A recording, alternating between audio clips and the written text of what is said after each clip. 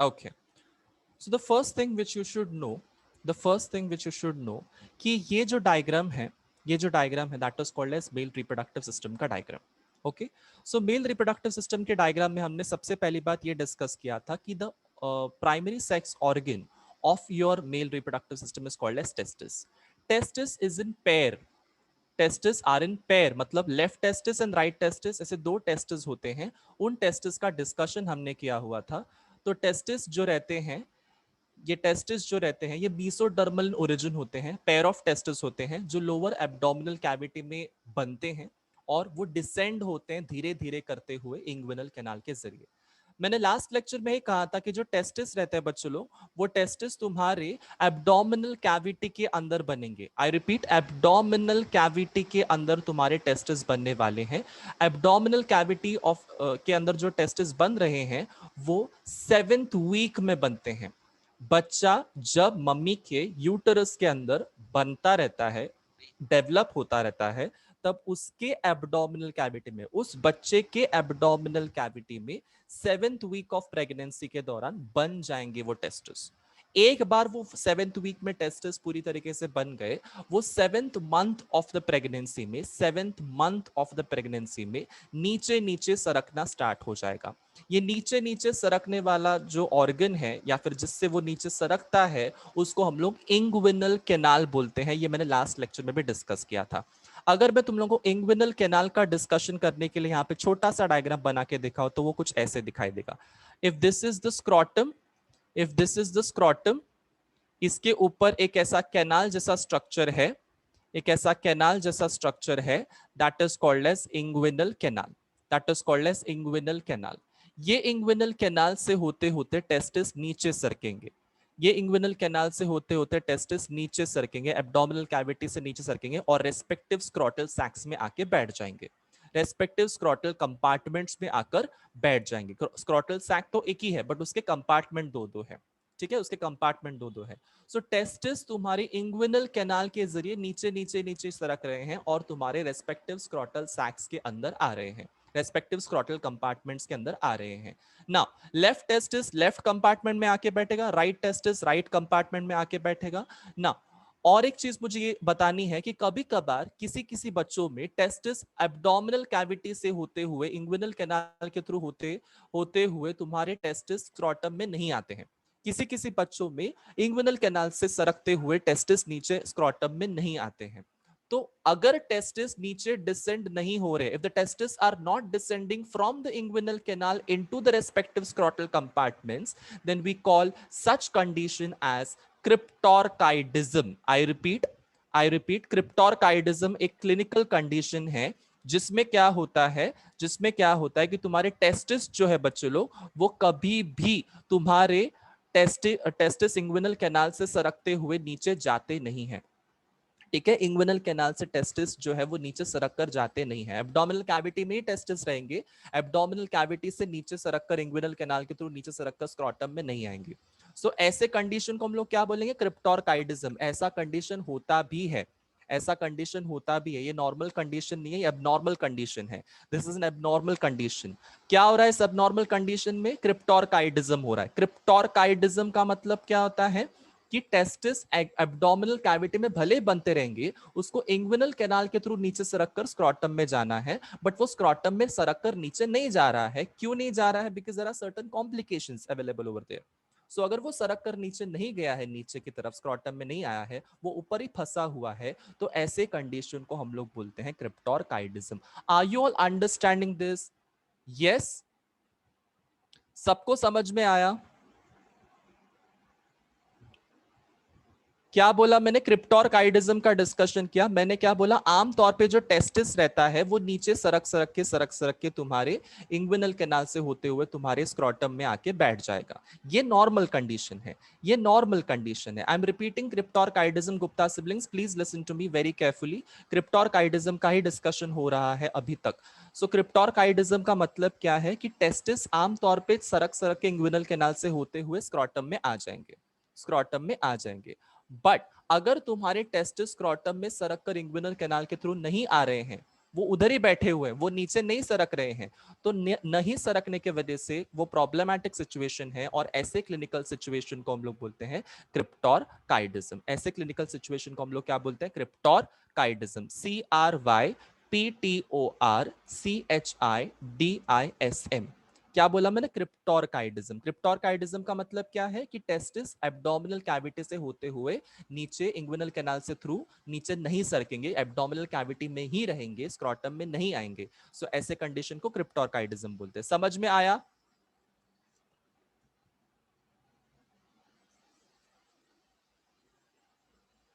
सबको 10-15 बार मैंने रिपीट किया इतने इतने इतने टाइम में ही। जिसको जिसको नहीं समझ में आया please ask me the question. इस अगर आपको समझ में आया please type yes sir in the chat box. Now, moving on to the next part, that is cryptorchidism का तो discussion हो गया. There is something called as inguinal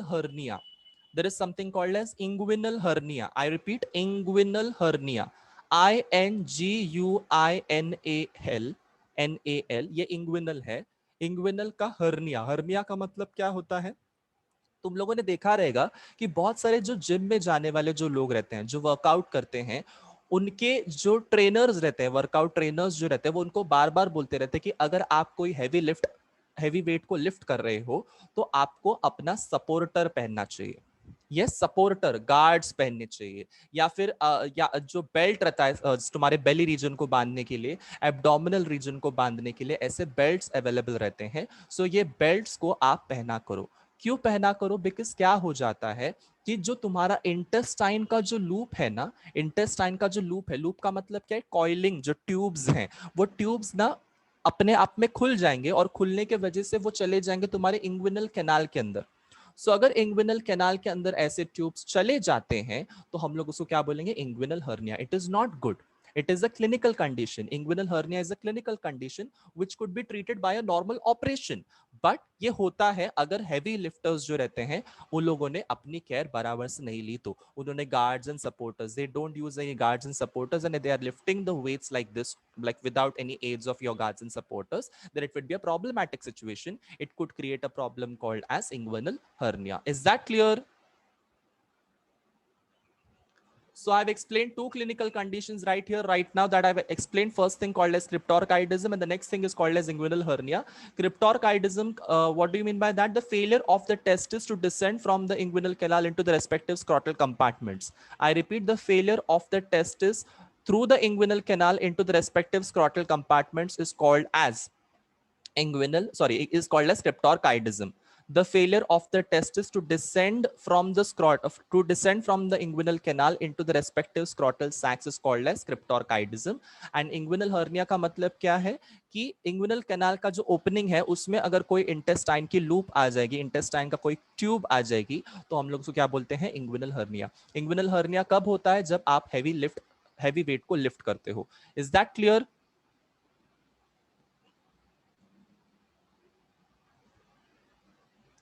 In the very last lecture, we have discussed something about the layers of the testis. Yes, the coverings of the testis. Coverings को biology के language में tunica बोलते हैं. क्या बोलते हैं? Tunica. क्या बोलते हैं? Tunica. Tunica का मतलब क्या है? Coverings. बायोलॉजी में ट्यूनिका का मतलब क्या होता है? कवरिंग. कितने प्रकार के कवरिंग्स होते हैं बच्चों लोग? 3 प्रकार के coverings. One is called as tunica albuginea, the second one is called as tunica vaginalis, and the third one is called as tunica vasculosa. Now let's try and remember which covering is present where. Okay, so tunica albuginea is the outermost covering of your testis. So testis is made up of tunica albuginea. It is nothing but what? It is made up of collagenous connective tissue layer. It is called as tunica albuginea. Your testis is made up of, या फिर उसका ऊपर का जो covering है, it is made up of collagenous connective tissue layer called as tunica albuginea. Now, inner to tunica albuginea, inner side to tunica albuginea, we have a layer of a very vascular tissue called as tunica vasculosa. Tunica albuginea के अंदर के तरफ tunica vasculosa है. Blood vessels हमेशा अंदर के तरफ होते हैं, ऐसे याद रखो. So tunica albuginea is the outer is the covering of the testis, and testis के covering की एकदम अंदर की तरफ tunica vasculosa है, और एकदम बाहर की तरफ is the tunica vaginalis. एकदम बाहर की तरफ is called as tunica vaginalis. So कैसे अगर मैं यहाँ पे testis को draw करने की कोशिश करूं बहुत ही simplistic manner में, so this is I am trying to draw something called as tunica albuginea. Tunica albuginea के अंदर एक वैस्क्यूलर लेयर रहेगा, that is called as tunica vasculosa. Red colour से मैं बना रहा हूं ट्यूनिका वैस्क्यूलोसा. और ट्यूनिका वैस्क्यूलोसा और एल्बुजिनिया के सबसे बाहर के तरफ रहेगा something called as tunica vaginalis. सो ट्यूनिका वजाइनालिस को मैं पर्पल कलर से बना रहा हूं. ये सबके दिमाग में घुस गया? So this is tunica vaginalis. So these are the three coverings of your testis, या फिर three tunics of your testis. Tunics का मतलब या फिर tunica का मतलब क्या होता है? Coverings of your testis. Is that clear? और बेसिकली ट्यूनिका का मतलब होता है बायोलॉजी में कवरिंग. वो किसी भी चीज का कवरिंग हो सकता है. Say yo in the chat box. So albuginea vaginalis vasculosa कैसे कैसे प्रेजेंट है? सबसे बाहर वाला वैस्क्यूलो, सबसे बाहर वाला वजाइनालिस है, उसके अंदर एल्बुजिनिया, उसके भी अंदर तुम्हारा क्या है? वैस्क्यूलोसा. वजाइनालिस सबसे बाहर, एल्बुजिनिया बीच में, और वैस्क्यूलोसा सबसे अंदर. आई रिपीट, वजाइनालिस सबसे बाहर, एल्बुजिनिया बीच में, और वैस्क्यूलोसा उसके अंदर. Clear?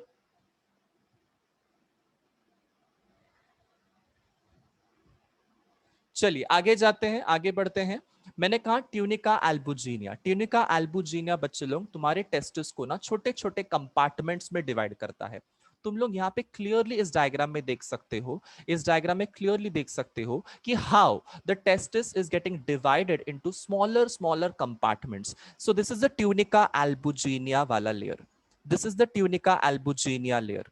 Okay, this is the tunica albuginea layer, which is trying to divide your testis into smaller and smaller compartments. It is trying to divide your testis into smaller and smaller compartments. So you can see here how the tunica albuginea is getting enfolded and trying to divide your testis into smaller and smaller compartments. Can you see this? Yes, everyone, can you all see this? A smaller compartments. Yes. So tunica albuginea is getting folded inwardly and dividing your testis into smaller and smaller compartments. Is that clear? Tunica albuginea is trying to divide your testis into smaller and smaller compartments, and each compartment is referred to as testicular lobule. I repeat, each compartment is labeled as testicular lobule. I'm trying to convey a message wherein I'm trying to explain that tunica albuginea is trying to divide your testis into smaller compartments. It is getting folded inwardly and dividing your testis into smaller compartments. It is labeled as testicular lobules, and these testicular lobules is approximately 200 to 300 in number in a single testis. I repeat, 200 से लेके 300 testicular lobules तुम लोगों के एक testis के अंदर रहेंगे. I repeat, 200 to 300 testicular lobules is present in a single testis. Is present in a single testis. Each testis contains 200 to 300 testicular lobules. सबके दिमाग में ये चीज चली गई?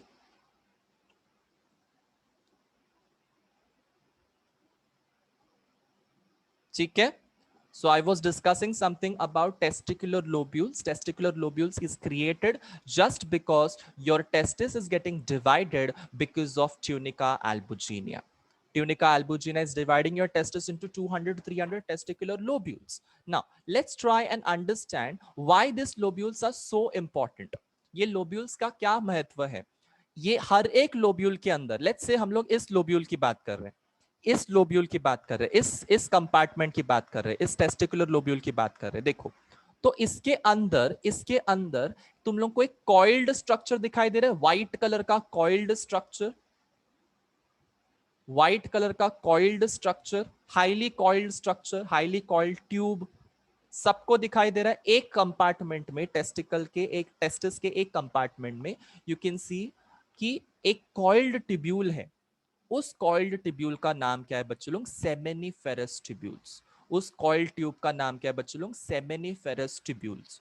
और तुम्हारे हर एक टेस्टिकुलर लोब्यूल के अंदर एक से लेके 4 हाईली कॉइल्ड सेमेनिफेरस ट्यूब्यूल्स रहेंगे. 1 to 4 1 to 4 मतलब each compartment has how many seminiferous tubules? 1 to 4 highly coiled seminiferous tubules. The number could vary. It could be just 1, it could be sometimes 2, it could be sometimes 3, it could be sometimes 4 as well. So it depends on the size of your testicular lobule और उसके अंदर कितने number of तुम्हारे seminiferous tubules रहेंगे, but approximately 1 to 4 seminiferous tubules तुम्हारे एक testicular lobule के अंदर रहते हैं. ठीक है, is that clear? So can anyone tell me countably कितने टेस्टिकुलर सॉरी कितने सेमिनिफेरस ट्यूब्यूल्स तुम्हारे एक टेस्टिस में होने चाहिए अप्रोक्सीमेटली? अप्रोक्सीमेटली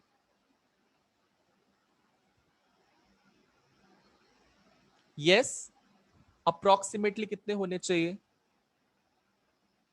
मैंने कहा बच्चे लोग कि एक टेस्टिस के अंदर, एक टेस्टिकुलर लोब्यूल के अंदर की बात नहीं हो रही है एराजाइना में. I am talking about one testis has how many seminiferous tubules?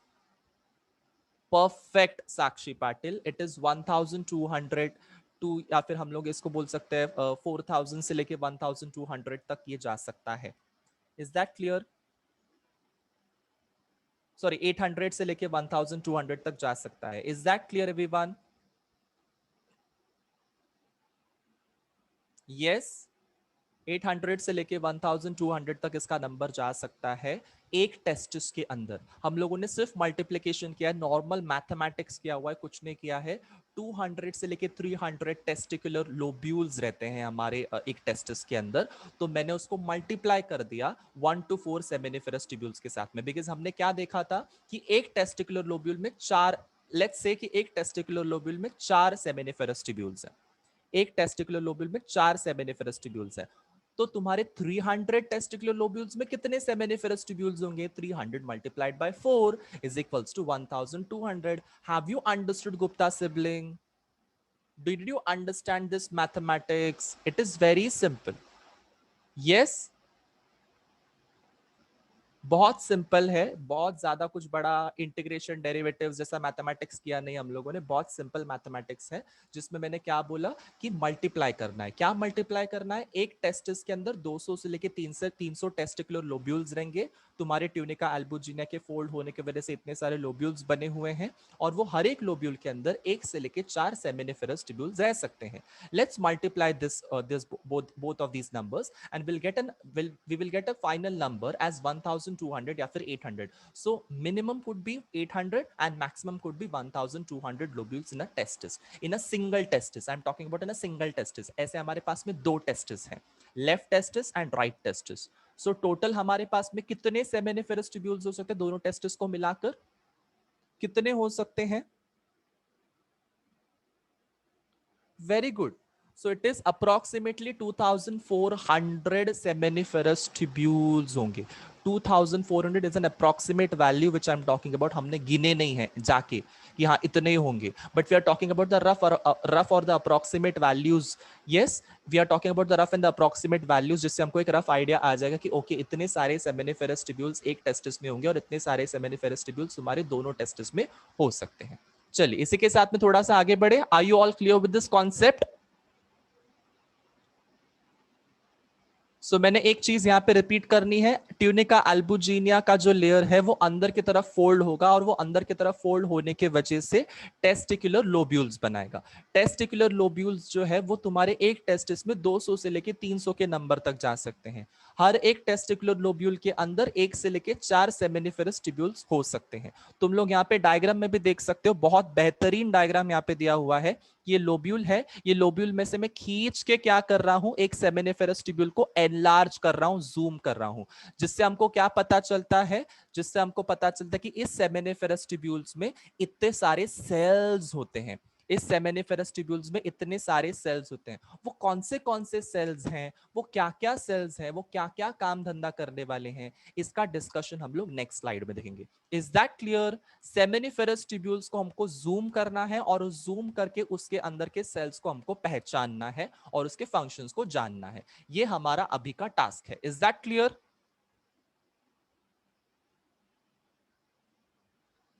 मतलब मैं क्या कर रहा हूं, पहले मैंने टेस्टिस दिखाया. टेस्टिस के बाद में मैंने टेस्टिकुलर लोब्यूल दिखाया, टेस्टिकुलर लोब्यूल के बाद में और थोड़ा जूम करके मैंने तुम लोगों को सेमिनिफेरस ट्यूब्यूल्स दिखाए। अब सेमिनिफेरस ट्यूब्यूल को भी, एक सेमिनिफेरस ट्यूब्यूल को मैं पकड़ूंगा और उसको भी जूम करूंगा और उसके अंदर के सेल्स दिखाऊंगा। नहीं समझ में आ रहा है Gupta sibling? Once again for my बच्चा, listen to it, listen to this very carefully. Testis दिखाया मैंने, बच्चे लोग देखो ध्यान से सुनो, टेस्टिस दिखाया। इस टेस्टिस के अंदर मैंने तुम लोगों को टेस्टिकुलर लोब्यूल दिखाया, एक कंपार्टमेंट दिखाया। उस कंपार्टमेंट के अंदर तीन तीन सेमिनिफेरस, चार चार सेमिनिफेरस ट्यूब्यूल्स थे। उसमें से एक सेमिनिफेरस ट्यूब्यूल को मैंने बाहर की तरफ खींचा, पुल आउट किया, और तुम लोगों को वो जूम करके मैं अभी दिखाने वाला हूं। Is that clear Gupta sibling?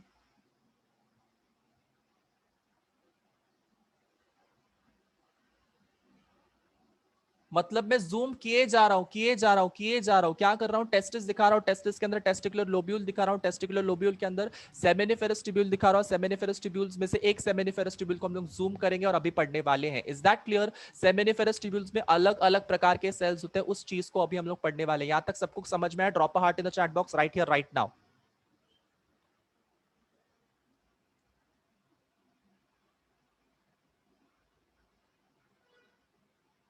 ये साक्षी, हर्षिता, सृष्टि, पीयूष, प्रणाली, श्रेया, वैष्णवी, सृष्टि, गुप्ता सिबलिंग्स, ग्रेट। हाँ, कार्तिक, सानिका, ग्रेट। चलिए आगे बढ़े इसके साथ में। चलो हम लोग क्या डिस्कस करने वाले? सेमिनिफेरस ट्यूब्यूल्स के बारे में डिस्कस करने वाले। सेमिनिफेरस ट्यूब्यूल्स मतलब कौन से ट्यूब्स बच्चे लोग? जो तुम लोगों को एक कंपार्टमेंट में तुम लोग को ये जो कॉइल्ड कॉइल्ड व्हाइट कलर के ट्यूब्यूल्स दिखाई दे रही हैं, इनको मैंने एनलार्ज किया हुआ है मेरे नेक्स्ट स्लाइड में और तुम लोग को बताने की कोशिश की है। तो एक सेमिनिफेरस ट्यूब्यूल्स में दो प्रकार के सेल्स होते हैं। आई रिपीट, एक सेमिनिफेरस ट्यूब्यूल्स में दो प्रकार के सेल्स होते हैं। One is called as germinal cell and the other type of cell is called as somatic cells. ठीक है? I repeat, one is called as germinal cell and the other one is called as somatic cells. One is called as germinal cell and the other one is called as somatic cells. So germinal cells और somatic cells में क्या difference है? Germinal cells मतलब हम लोगों को spermatogonia, ठीक है? जर्माइनल सेल्स मतलब स्पर्मेटोगोनिया एंड सोमैटिक सेल्स मतलब सर्टोली सेल्स। याद करो मैं क्या बोलने वाला हूं बहुत अच्छी तरीके से। मैंने बोला जर्माइनल सेल्स मतलब स्पर्मेटोगोनिया एंड सोमैटिक सेल्स मतलब सर्टोली सेल्स। अब मैं तुम लोगों को मेरे डायग्राम के अंदर, इस बनाए हुए डायग्राम के अंदर मैं तुम लोगों को एक चीज दिखाने वाला हूं, दोनों प्रकार के सेल्स दिखाने वाला हूं। बहुत ध्यान से, बहुत अच्छे से देखो। मुझे दिखाना है स्पर्मेटोगोनिया, तो स्पर्मेटोगोनिया अगर मुझे दिखाना है तो वो ये वाले सेल्स हैं। This is a spermatogonium, this is a spermatogonium, ठीक है? Spermatogonium singular, spermatogonia plural. This is a spermatogonium. मतलब ये जो तुम लोग को जो सेल्स दिखाई दे रहे, गोल गोल गोल गोल सेल्स दिखाई दे रहे हैं, this is called as spermatogonium. ये सबके दिमाग में घुस गया स्पर्मेटोगोनियम किधर है?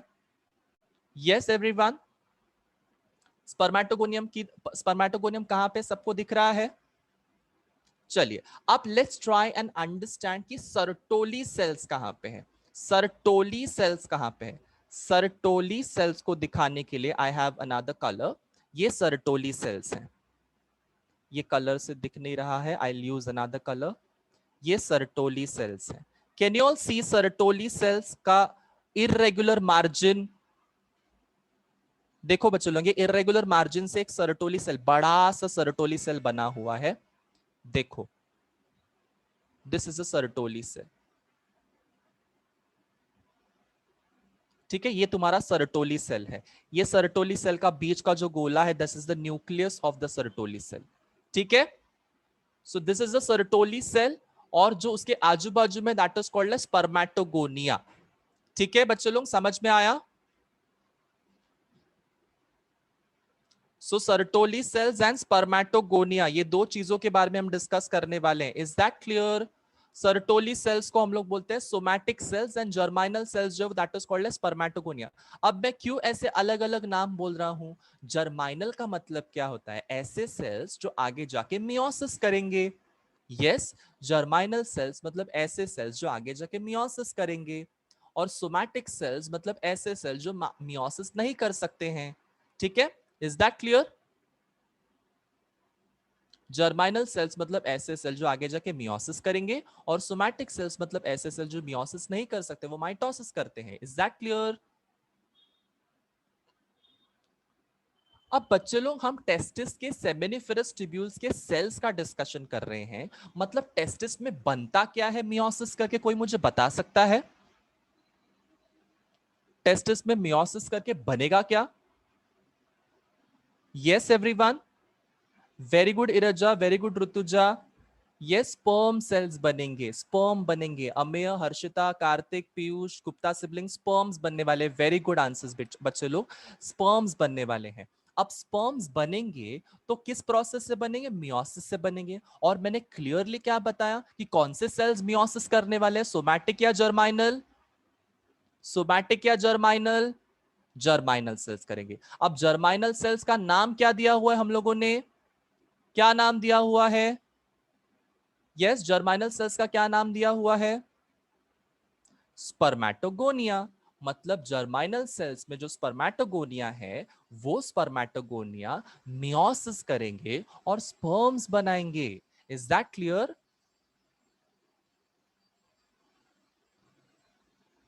एवरीवन, एकदम धीरे धीरे जा रहा हूं मैं, बहुत धीरे धीरे जा रहा हूं।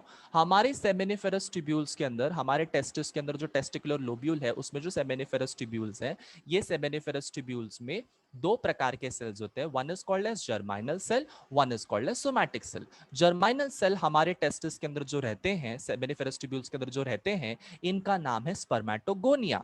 सोमैटिक सेल्स जो हमारे टेस्टिस, जो हमारे सेमिनिफेरस ट्यूब्यूल्स में रहते हैं, इसका नाम है सर्टोली सेल्स। जो जर्माइनल सेल्स स्पर्मेटोगोनिया कह रहे हैं, वो अपने आप को मियोसिस करके डिवाइड करेंगे, और डिवाइड करके स्पर्म्स बनाएंगे। स्पर्मेटोजेनेसिस करेंगे। स्पर्मेटोजेनेसिस मतलब स्पर्म का प्रोडक्शन करेंगे। Clear? So spermatogonia will undergo meiosis, that is spermatogenesis, to produce something called as sperms. और अब तुम्हारे दिमाग में ये सवाल आया रहेगा, फिर सर्टोली सेल्स करते क्या है सर? सर्टोली सेल्स जो है बच्चे लोग, ये स्पर्म्स को नरिशमेंट पहुंचाने का काम करते हैं। क्या पहुंचाने का काम करते हैं? नरिशमेंट। नरिशमेंट का मतलब क्या है? अभी स्पर्म्स हैं, स्पर्म एक सेल है, तो सेल को जिंदा रहने के लिए न्यूट्रिशन तो पहुंचाना जरूरी है ना?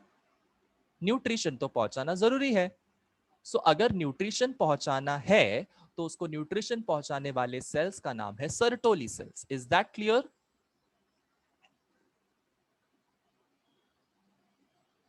सो दो प्रकार के सेल्स कौन से हैं? One is called as spermatogonia, और दूसरा है सर्टोली सेल। स्पर्मेटोगोनिया जो है वो स्पर्मेटोजेनेसिस करके स्पर्म बनाएगा। मियोसिस की एक प्रोसेस है ये।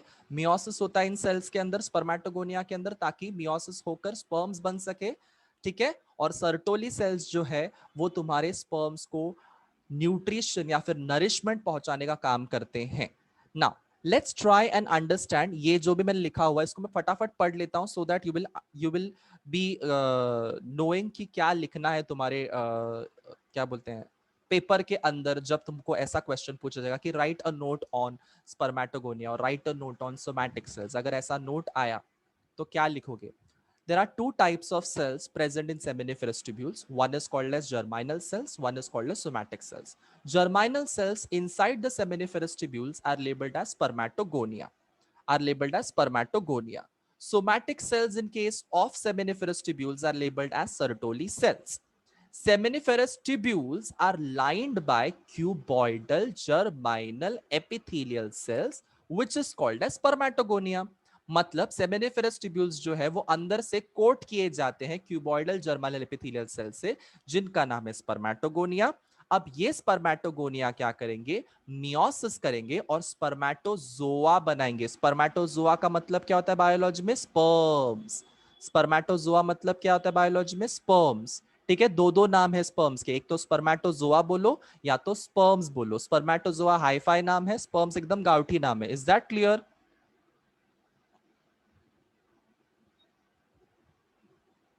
ठीक है? सो जो क्यूबॉइडल जर्मिनल एपिथेलियम सेल है जिसका नाम है स्पर्मेटोगोनिया, वो मियोसिस करेगी और स्पर्मेटोजेनेसिस के प्रोसेस करेगी, मतलब स्पर्म्स बनाएंगे।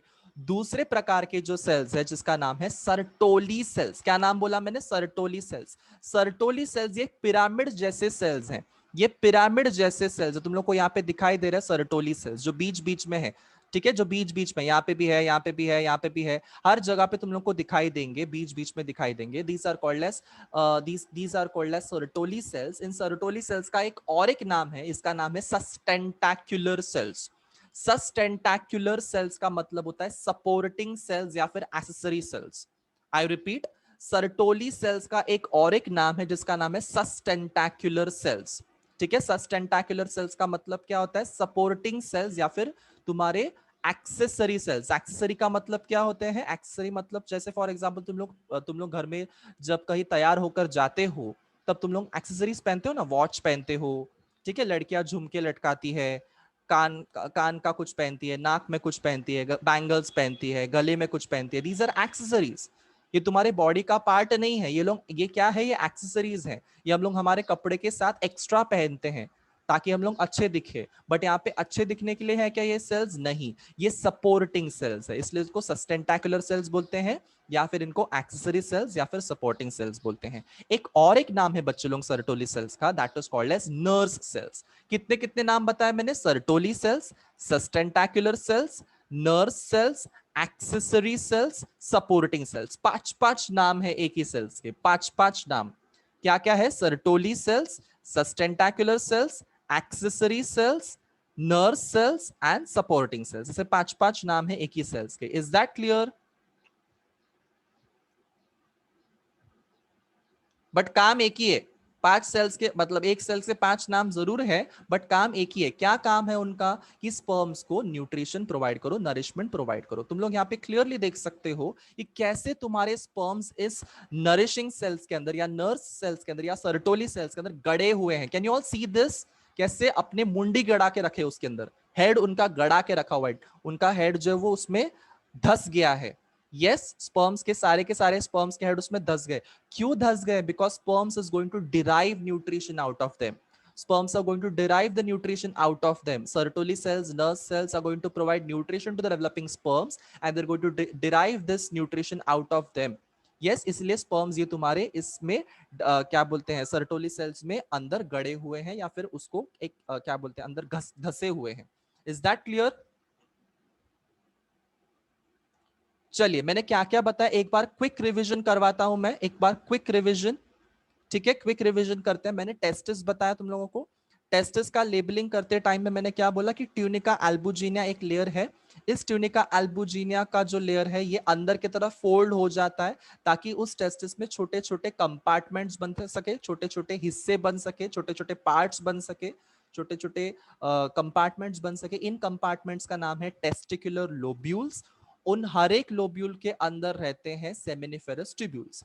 एक टेस्टिस के अंदर 200 से लेके 300 टेस्टिकुलर लोब्यूल्स रहेंगे, और वो हर एक टेस्टिकुलर लोब्यूल के अंदर एक से लेके 4 सेमिनिफेरस ट्यूब्यूल्स रहेंगे। सेमिनिफेरस ट्यूब्यूल्स का इतना महत्व क्यों है? बिकॉज सेमिनिफेरस ट्यूब्यूल्स के अंदर स्पर्मेटोजेनेसिस होता है। Now what do you mean by spermatogenesis? Spermatogenesis मतलब स्पर्म का प्रोडक्शन। स्पर्मेटो मतलब स्पर्म एंड जेनेसिस मतलब प्रोडक्शन। स्पर्मेटो मतलब स्पर्म एंड जेनेसिस मतलब प्रोडक्शन। सो जो स्पर्म्स को प्रोड्यूस करने वाले जो यूनिट्स हैं, रिप्रोडक्टिव यूनिट्स है, उनको हम लोग सेमिनिफेरस ट्यूब्यूल्स बोलते हैं, जो तुम्हारे हर एक टेस्टिस के टेस्टिकुलर लोब्यूल्स के अंदर रहते हैं। यहां तक सबको समझ में आया? सबके दिमाग में घुसा?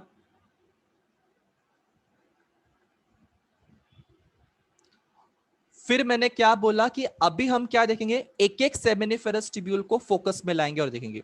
एक ही सेमिनिफेरस ट्यूब्यूल को मैं फोकस में लाता हूं, इसका मैं ऐसे भिंडी की तरह इसका एक क्रॉस सेक्शन काट देता हूं, और क्रॉस सेक्शन काटने के बाद में तुम लोग को यहाँ पे एक ऐसा पार्ट में एनलार्ज करके बताने वाला हूं इन द नेक्स्ट स्लाइड। ये नेक्स्ट स्लाइड में मैं जब पार्ट एनलार्ज करके बताता हूं, तुमको क्या दिखाई देता है? दो प्रकार के सेल्स दिखते हैं तुम्हारे सेमिनिफेरस ट्यूब्यूल्स के अंदर। One is called as spermatogonia and the other one is called as Sertoli cells. Spermatogonia हमारे जर्माइनल सेल्स है। जर्माइनल सेल्स का मतलब होता है ऐसे सेल्स जो तुम्हारे मियोसिस करके स्पर्म्स बनाएंगे। स्पर्मेटोगोनिया हमारे ऐसे सेल्स है, जर्मिनल सेल्स है, जो मियोसिस करके स्पर्म्स बनाएंगे, और सर्टोली सेल्स हमारे बॉडी के, हमारे सेमिनिफेरस ट्यूब्यूल्स के ऐसे सेल्स हैं जो उसको नरिशमेंट प्रोवाइड करेंगे। वो जो डेवलप हो गए स्पर्म्स, डेवलप हो रहे हैं स्पर्म्स, उनको नरिशमेंट प्रोवाइड करने का काम तुम्हारे सर्टोली सेल्स करते हैं। So spermatogonia will undergo process called as meiosis to produce spermatozoa. Spermatozoa ये हाईफाई नाम है तुम्हारे स्पर्म का। बायोलॉजी में spermatozoa का मतलब होता है स्पर्म्स, और सर्टोली सेल्स जो है वो डेवलपिंग स्पर्म्स को नरिशमेंट प्रोवाइड करेंगे। सर्टोली सेल्स के पांच पांच नाम मैंने तुम लोगों को बताया। Sertoli cells, sustentacular cells, nurse cells, accessory cells and supporting cells, ऐसे पांच पांच नाम मैंने बताए। Is that clear?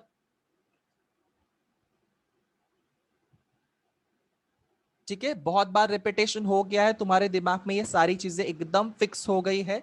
Let's move on to the next part, let's move on to the next slide, जिसमें हम डिस्कस करेंगे हिस्टोलॉजी ऑफ टेस्टिस। हिस्टोलॉजी का मतलब कौन मुझे बता सकता है?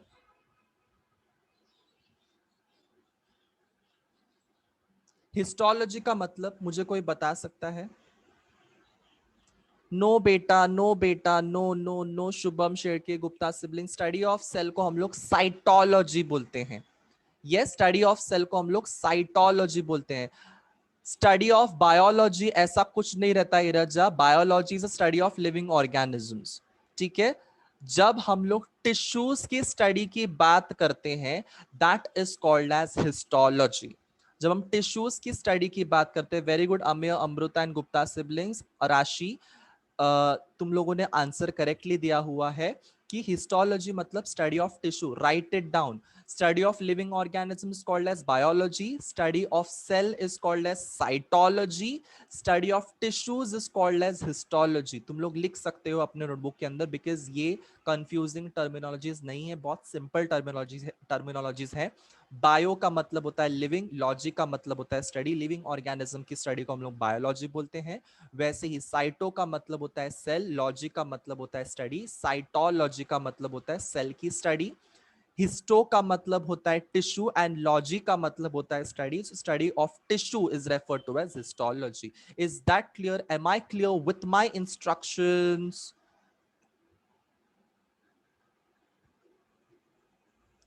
सो हम डिस्कस करने वाले हिस्टोलॉजी के बारे में। मैंने कहा हिस्टोलॉजी मतलब क्या, किसका हिस्टोलॉजी? टेस्टिस की हिस्टोलॉजी। अब टेस्टिस के हिस्टोलॉजी हम जब डिस्कस करेंगे तो मतलब एग्जैक्टली हम किसकी हिस्टोलॉजी डिस्कस करने वाले बच्चों लोग? सेमिनिफेरस टिब्यूल्स की हिस्टोलॉजी।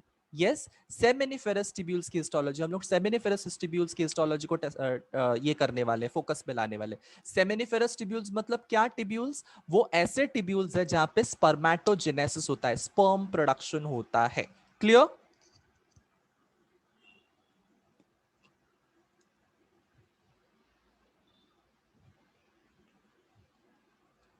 चलिए, now let's begin with something called as histology of seminiferous tubules. हम लोग सेमिनिफेरस टिब्यूल्स की जब हिस्टोलॉजी पढ़ते हैं, तब उसमें क्या क्या पढ़ते हैं? हम लोगों ने सर्टोली सेल्स देखा था। कोई मुझे बता सकता है सर्टोली सेल्स क्या फंक्शन करेगा? What is the function of Sertoli cells? What is the function of Sertoli cells? Yes, to provide nutrition. Very good Sakshi Patil, very good Piyush, yes, very good Ameya, very good Amruta, to provide nutrition or nourishment to the developing sperm। हम जब sperm के nutrition की बात करते हैं तो वो nutrition पहुंचाने वाला सेल जो that is called as Sertoli cells। तो तुम लोगों को जब seminiferous tubules दिखाई दे रहे हैं, ऐसे गोल गोल tubules जब दिखाई देते हैं, ये tubules को जब हम लोग देखेंगे तब इसमें एक Sertoli cell नाम का सेल होता है। It is a pyramid shape cells, it is a pyramid shape cells. Now ये जो पिरामिड शेप सेल्स हैं, इन पिरामिड शेप सेल्स का काम धंधा क्या है? इन पिरामिड सेल्स के जो शेप वाले जो सेल्स है, इनका काम धंधा है न्यूट्रिशन को प्रोवाइड करना। किसको न्यूट्रिशन प्रोवाइड करना? तुम्हारे स्पर्म्स को, डेवलपिंग स्पर्म्स को न्यूट्रिशन को प्रोवाइड करना। ठीक है, फिर तुम लोग यहाँ पे देख सकते हो there is something called as spermatogonium. Spermatogonium क्या करता है बच्चों लोग? What is the function of spermatogonium? Can anyone tell me about it? What is the function of spermatogonium? Yes. spermatogonium. What is the function of spermatogonium? It is very simple. Yes, sperms को produce करना, sperms को produce करने का काम जो है वो spermatogonium का है। मतलब बेसिकली स्पर्मेटोजेनेसिस करना तुम्हारे स्पर्मेटोगोनियम का काम है। स्पर्मेटोगोनियम ये जो सेल है ये डिप्लॉइड सेल है। ये डिप्लॉइड सेल मियोसिस करेगा और 4 हैप्लॉइड स्पर्म्स बनाएगा। एक स्पर्मेटोगोनियम डिप्लॉइड सेल है, ये मियोसिस करेगा और 4 हैप्लॉइड स्पर्म्स बनाएगा। इसका डिस्कशन, स्पर्मेटोजेनेसिस का डिस्कशन हम लोग डिटेल में जरूर करेंगे, बट मैं एक हिंट देके रख रहा हूं, मैं तुम लोग को सेंसिटाइज करना चाहता हूं इस टॉपिक को लेकर कि स्पर्मेटोजेनेसिस मतलब क्या है। स्पर्मेटोगोनियम से स्पर्म बनना, इस प्रोसेस का नाम है spermatogenesis. Spermatogonium is diploid and sperms are haploid. एक स्पर्मेटोगोनियम से 4 स्पर्म्स बनेंगे, 4 हैप्लॉयड स्पर्म्स बनेंगे। Clear everyone?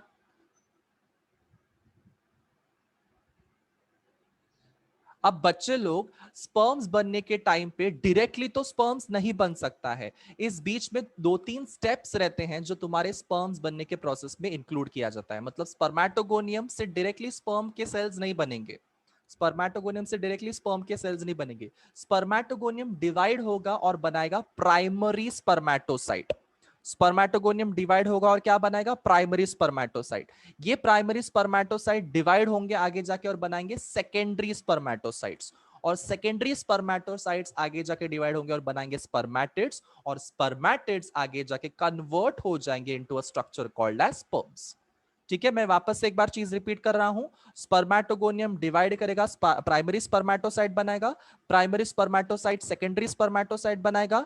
Secondary spermatocyte spermatids बनाएगा और स्पर्मेटिड्स जो है वो कन्वर्ट हो जाएंगे into a structure called as sperms. सबके दिमाग में ये घुस गया?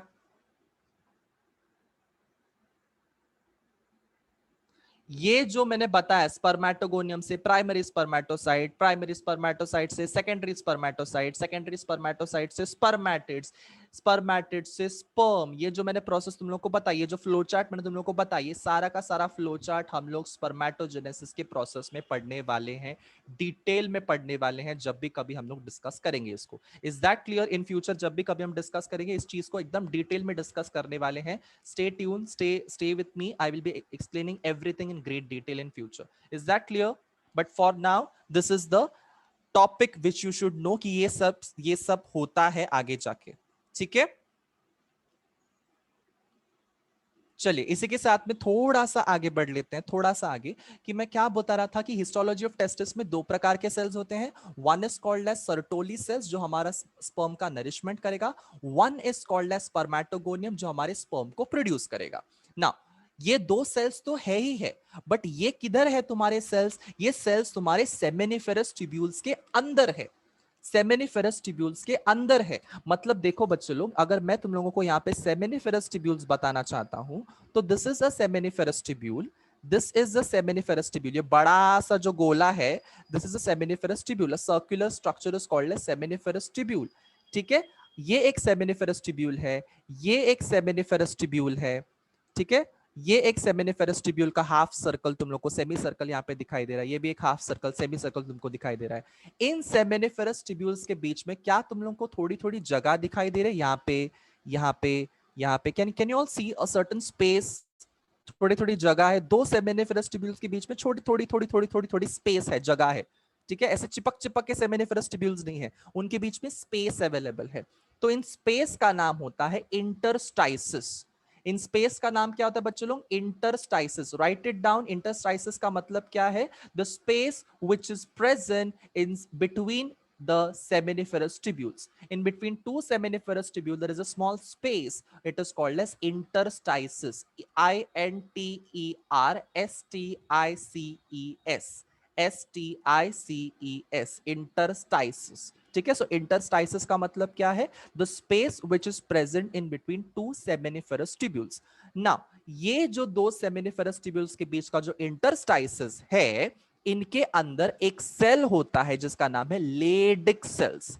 इनका सेल का नाम क्या बच्चों लोग? Leydig cells. लेडिक सेल्स को हमारे पास में एक और एक नाम है, ये इंटरस्टिशियल सेल्स है, इनको इंटरस्टिशियल सेल्स क्यों बोला गया है? बिकॉज ये इंटरस्टाइसिस के बीच में है, ये स्पेसिस के बीच में है। Is that clear? दो सेमिनिफेरस ट्यूब्यूल के बीच में जो स्पेस है जिसको हम लोग इंटरस्टाइसिस बोलते हैं, वहां पे लेडिक सेल्स हैं। इन लेडिक सेल्स का नाम इंटरस्टिशियल सेल्स है बिकॉज ये वो स्पेस के बीच में प्रेजेंट है। Is that clear everyone? Leydig cells, interstitial cells दोनों का मतलब सेम है। ठीक है, लेडिक सेल्स का मतलब क्या है कि ये सेल्स जहां पे प्रेजेंट है उधर उसको इंटरस्टाइसिस बोलते हैं, उस स्पेस को इंटरस्टाइस बोलते हैं, उस इंटरस्टाइस में प्रेजेंट है, इसलिए उसको इंटरस्टिशियल सेल्स का दर्जा दिया गया है। नाउ लेडिक सेल्स और इंटरस्टिशियल सेल्स का काम धंधा क्या है? क्या काम धंधा है इसका? काम धंधा है टेस्टोस्टेरोन नाम का हार्मोन को बनाना। यस, अभी तक हमने क्या क्या बोला था कि टेस्टिस ये जो है, ये टेस्टिस के अंदर सेमिनिफेरस ट्यूब्यूल्स रहेंगे, उस सेमिनिफेरस ट्यूब्यूल्स में तुम्हारा स्पर्म बनेगा और तुम्हारा हार्मोन भी बनेगा जिसका नाम है टेस्टोस्टेरोन। यस, ये हमने डिस्कशन किया था। ठीक है, ये हमने डिस्कशन किया था कि टेस्टिस के अंदर तुम्हारे स्पर्म्स बनेंगे और तुम्हारा हार्मोन टेस्टोस्टेरोन भी बनेगा, बट अब तक हमको पता नहीं था कि किधर स्पर्म बनेंगे और किधर तुम्हारा हार्मोन बनेगा। तो सेमिनिफेरस ट्यूब्यूल्स के अंदर तुम्हारा स्पर्म बनेगा और इंटरस्टिशियल सेल्स के अंदर या लेडिक सेल्स के अंदर तुम्हारा हार्मोन बनेगा। उस हार्मोन का नाम है, मेल हार्मोन का नाम है टेस्टोस्टेरोन। सबके दिमाग में एकदम से क्रिस्टल क्लियरली रजिस्टर हो गया है? ठीक है, it is a type of androgenic hormone, it is a type of androgenic hormone। androgenic hormone का मतलब क्या होता है? andro का मतलब होता है मेल, जेनिक का मतलब होता है प्रोड्यूसिंग। मेल जो हार्मोन प्रोड्यूस करता है उसको हम लोग एंड्रोजेनिक हार्मोन बोलते हैं। और उन एंड्रोजेनिक हार्मोन के अंदर सबसे मेजर जो हार्मोन है that is called as testosterone, जो तुम्हारे टेस्टिस के लेडिक सेल्स के अंदर बनता है। क्लियर? लेडिक सेल्स को इंटरस्टिशियल सेल्स भी बोलते हैं। चुन्नू मुन्नूज एंड टुन्नू पुन्नूज, आर यू ऑल अंडरस्टैंडिंग? या तुम्हारा जो मैं एरोप्लेन उड़ा रहा हूं वो हवा में ही जा रहा है, तुम्हारे एयरपोर्ट के ऊपर लैंड ही नहीं हो रहा है? ऐसा हो रहा है क्या?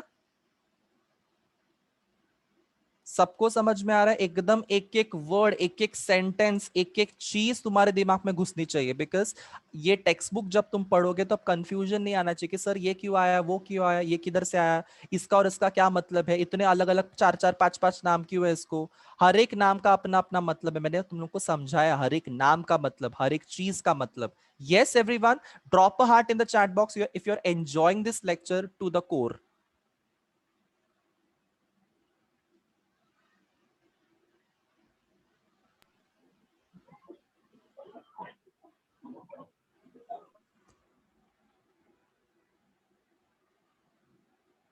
चलिए इसी के साथ में थोड़ा सा आगे बढ़ते हैं, थोड़ा सा आगे बढ़ते हैं। मैंने क्या क्या बताया तुम लोगों को? टेस्टिस बताया, टेस्टिस के अंदर मैंने तुम लोगों को सेमिनिफेरस ट्यूब्यूल्स बताए, सेमिनिफेरस ट्यूब्यूल्स के अंदर तुम लोगों को मैंने चीजें बता दी कि कौन से सेल्स रहते हैं।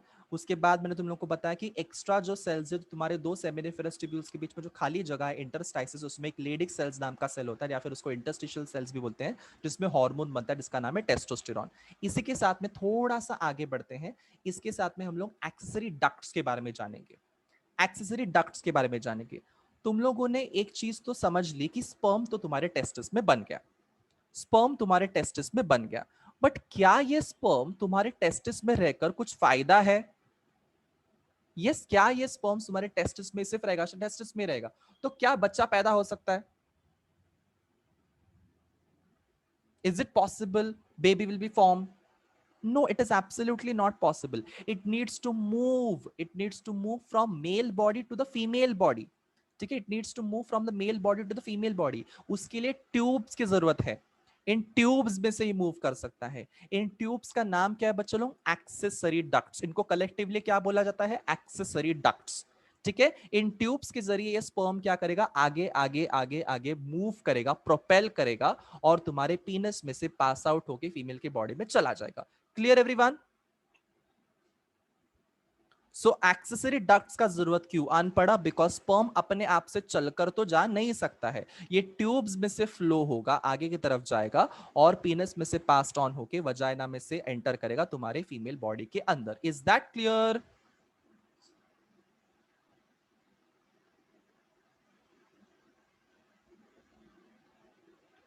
Now let's try and understand कि स्पर्म्स कैसे मूव करने वाले, कहां से कहां जाने वाले हैं।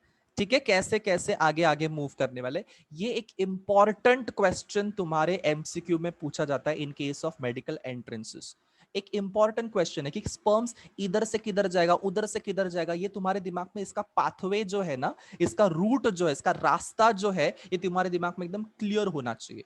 क्यों क्लियर होना चाहिए? बिकॉज इसका क्रोनोलॉजी पूछते हैं। क्या पूछते हैं? क्रोनोलॉजी। क्रोनोलॉजी का मतलब क्या है कि एक के बाद एक क्या होने वाले, कौन से इवेंट्स होने वाले, ये तुमको पता होनी चाहिए। This is called as chronology.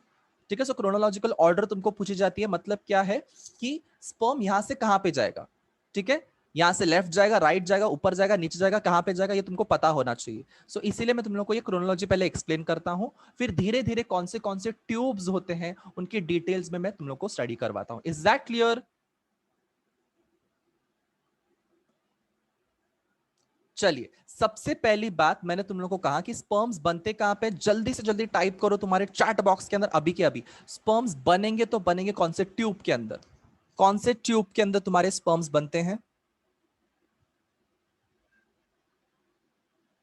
Yes, जल्दी से जल्दी टाइप करो। वेरी गुड, सबसे फास्टेस्ट आंसर टाइप किया हुआ है अमेय कोकड़े ने। Seminiferous tubules, Gupta siblings, Shreya, Harshita, Sakshi, Irja, seminiferous tubules is the right answer my dear students. Seminiferous tubules के अंदर तुम्हारा स्पर्म्स बनेगा। अब ये जो सेमिनिफेरस ट्यूब्यूल्स है बच्चे लोग, ये सेमिनिफेरस ट्यूब्यूल्स जो है वो हाईली कॉइल्ड ट्यूब्यूल है। अगर मैं इसको ड्रॉ करने जाऊं, अगर मैं सेमिनिफेरस ट्यूब्यूल्स को ड्रॉ करने जाऊं तो तुम लोगों को ऐसे दिखाई देगा वो ट्यूब्यूल, ऐसे highly coiled tubule, highly coiled tubule, ऐसे कॉइल्ड है ये। अब ये हाईली कॉइल्ड सेमिनिफेरस ट्यूब्यूल जो है, ये हाईली कॉइल्ड सेमिनिफेरस ट्यूब्यूल जो है वो आगे जाके ना स्ट्रेट हो जाता है, आगे जाके थोड़ा सा हल्का सा स्ट्रेट हो जाएगा। ठीक है, ये कॉइल्ड ट्यूब्यूल है, ये कॉइल्ड ट्यूब्यूल है जो आगे जाके थोड़ा सा हल्का सा स्ट्रेट हो जाएगा। ये स्ट्रेट ट्यूब्यूल का नाम होता है tubuli recti. Write it down, write it down. This is called as seminiferous tubules. You can draw it in your notebook. This is called as seminiferous tubule and this is called as tubuli recti. क्या बोला मैंने? tubuli recti. ठीक है, समझ में आया? Seminiferous tubules तुम लोग को यहां पे दिखाई दे रहे हैं और आगे जाके ये सारे के सारे सेमिनिफेरस ट्यूब्यूल्स कैसे स्ट्रेट स्ट्रेट हो रहे हैं, देखो यहां पे स्ट्रेट हो रहे हैं। हर एक सेमिनिफेरस ट्यूब्यूल आगे जाके स्ट्रेट हो रहा है, थोड़ा सा हल्का सा। That straight tube is called as tubuli recti. Is that clear?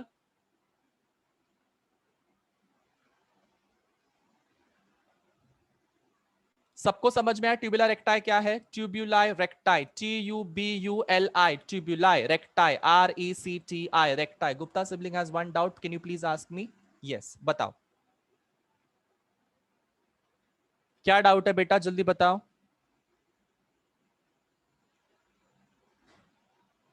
Yes,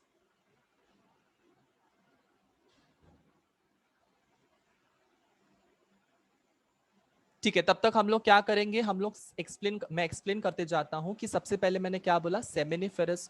okay, why it is highly coiled? Very good question बेटा। जब जब तुम लोगों को कॉइलिंग का महत्व समझाना है तब तब मैं तुम लोगों को यही समझाता हूं कि जब ट्यूब्स लंबी होती है, लेंथ वाइज ये ट्यूब्स जब लंबे लंबे होते हैं, लंबे लंबे होते हैं, तब इनको कॉइल करके ही उस चीज में डालने की आवश्यकता होती है। जैसे हमारा स्मॉल इंटेस्टाइन नाम में भले ही स्मॉल है, नाम में भले ही स्मॉल है, बट इसका लेंथ लंबा है, इसका लेंथ लंबा है। तो क्या हम लोग इस लंबे से ट्यूब को हमारे बॉडी के अंदर इसको ऐसे के ऐसे छोड़ देंगे, स्मॉल इंटेस्टाइन को?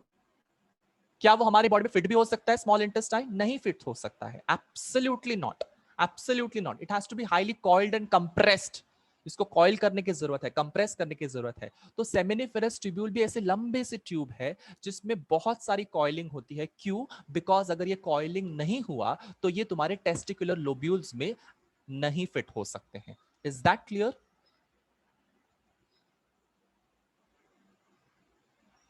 चुन्नुमुन्नूज, इज दैट क्लियर? ये कॉइलिंग क्यों होता है? टेस्टिकुलर लोब्यूल्स में फिट होने के चक्कर में। जब जब बायोलॉजी में, मतलब ये दिमाग ही लगा लो तुम लोग, जब जब कॉइलिंग होता है तब तब चीजें फिट होती है। यस, लंबे लंबी चीजों को कॉइल करके, कंप्रेस करके हमारी बॉडी में पैक की जाती है। नहीं तो हमारी बॉडी तो एकड़ एकड़ में फैली रहती ना, इतनी लंबी लंबी हमारी बॉडी होती, जितना हमारा आज का शेप है, आज का हमारा साइज है, उस साइज के क्वाड्रुपल साइज हमारा होता अगर हमारे सारे के सारे ऑर्गन्स ऐसे फैले हुए होते तो। यस, क्वाड्रुपल साइज होता हमारा, quadruple, 4 times, 4 to 5 times in multiplication. Can you imagine? इतने लंबे लंबे इंसान, इतने लंबे लंबे औरतें, इतने लंबे लंबे बच्चे, इतने लंबे लंबे सब कुछ, बहुत लंबे लंबे। यस, ये नहीं करना है हमको। ये क्यों नहीं करना? बिकॉज हम लोग कॉइल करके भी रख सकते हैं आराम से, ठीक है, इसको कंप्रेस करके रख सकते हैं, that's why it is compressed. Is that clear?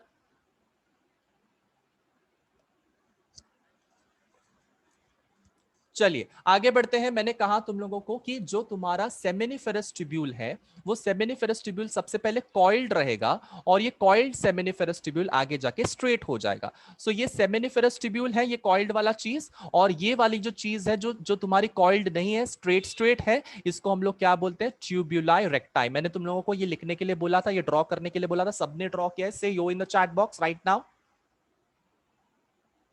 ठीक है, बहुत बार बच्चों को कंफ्यूजन होता है, सर ट्यूबुलर रेक्टाई किधर आया, सर ये किधर आया, वो किधर आया, ये समझ में नहीं आ रहा, बता दो जरा वापस से। तो ये तुम्हारे दिमाग में फिक्स होना चाहिए कि सबसे पहले सेमिनिफेरस ट्यूब्यूल्स कॉइल रहेंगे, और आगे जाके वो लोग स्ट्रेट स्ट्रेट स्ट्रेट स्ट्रेट हो जाएंगे। ये स्ट्रेट ट्यूब्यूल्स को हम लोग ट्यूबुलर रेक्टाई बोलते हैं। चलिए इसी के साथ में थोड़ा सा आगे जाते हैं, थोड़ा सा आगे जाते हैं। मैंने ट्यूबुलर रेक्टाई को समझा दिया है। ये ट्यूबुलर रेक्टाई जो है वो आगे जाके यहाँ पे नेटवर्क बनाते हैं, वो आगे जाके यहाँ पे नेटवर्क बनाते हैं। इस नेटवर्क का नाम है रेटेटेस्टिस। क्या नाम है इसका? रेटेटेस्टिस। सो मैंने क्या क्या बताया बच्चों लोग अभी तक? तुम लोगों को सेमिनिफेरस ट्यूब्यूल्स बताए। ये सेमिनिफेरस ट्यूब्यूल्स थोड़े से आगे जाके स्ट्रेट हो जाएंगे। इस स्ट्रेट ट्यूब का नाम होता है ट्यूबुला रेक्टाई। ये सारे के सारे कंपार्टमेंट में से ट्यूबुला रेक्टाइज आएंगे, और तुम्हारे यहाँ पे एक एक नेटवर्क बनाएंगे ट्यूबुला रेक्टाई का, that is called as rete testis. Now rete testis ये एक नेटवर्क है सेमिनिफेरस ट्यूब्यूल्स का, ठीक है, ये नेटवर्क है एक सेमिनिफेरस ट्यूब्यूल्स का। ये रेटेटेस्टिस एक साथ खुलते हैं, हल्के हल्के पतले पतले ट्यूब्यूल्स के जरिए खुलते हैं, 15 से 20 ट्यूब्यूल्स के जरिए खुलते हैं, और इन ट्यूब्यूल्स का नाम है, इन फाइन ट्यूब्यूल्स का नाम होता है वासा एफरेंशिया। देखो यहाँ पे 1, 2, 3, 4, 5। Yes, can you see the straight tubules? 6, 7। ठीक है, can you see this? 15 to 20 tubules निकलते हैं। वापस से एक बार सुनते हैं, वापस से एक बार सुनते हैं, ध्यान से सुनो। मैंने कहा सेमिनिफेरस ट्यूब्यूल्स जो है वो कॉइल्ड रहते हैं, जो आगे जाके स्ट्रेट ट्यूब्स में खुलेंगे, that is called as tubula recti. ये स्ट्रेट ट्यूब्यूल्स आगे जाके एक नेटवर्क बनाएंगे, जिसका नाम होता है ट्यूबुलाई रेक्टाई के आगे एक छोटे से नेटवर्क है, that is called as retetestis. I repeat once again, seminiferous tubule is opening into something called as tubuli recti, small small straight tubes. These tubes are getting converted or forming a network like structure called as retetestis. This retetestis is going to open into small finer 15 to 20 fine tubules called as vasa efferentia. सबके दिमाग में ये चीज घुस गई?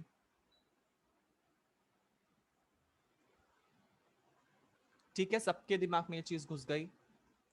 मैंने क्या क्या बोला? मैंने सबसे पहले बोला सेमिनिफेरस ट्यूब्यूल, सेमिनिफेरस ट्यूब्यूल के बाद में आते हैं छोटे छोटे straight straight tube called as tubula recti. Tubula recti एक साथ आएंगे, बनाएंगे रेटेटेस्टिस। रेटेटेस्टिस तुम्हारे टेस्टिस के बाहर के तरफ ओपन होगा, छोटे छोटे पतले पतले ट्यूब्स बाहर निकलेंगे, और ये पतले पतले ट्यूब्स कितने नंबर में होते हैं? 15 से 20, 15 से 20 होते हैं, 15 to 20 फाइन टिब्यूल्स। और इन फाइन टिब्यूल्स का नाम क्या है बच्चों लोग? रेटेटेस्टिस। इन फाइन टिब्यूल्स का नाम क्या है बच्चों लोग? रेटेटेस्टिस। अब ये जो रेटेटेस्टिस है, ये जो रेटेटेस्टिस है, वो आगे जाके किस में ओपन होंगे? एपिडिडाइमिस के अंदर। किस में ओपन होंगे रेटेटेस्टिस? एपिडिडाइमिस के अंदर। सॉरी, रेटेटेस्टिस ओपन होंगे वासा एफरेंशिया में, वासा एफरेंशिया ओपन होंगे एपिडिडाइमिस के अंदर। Is that clear?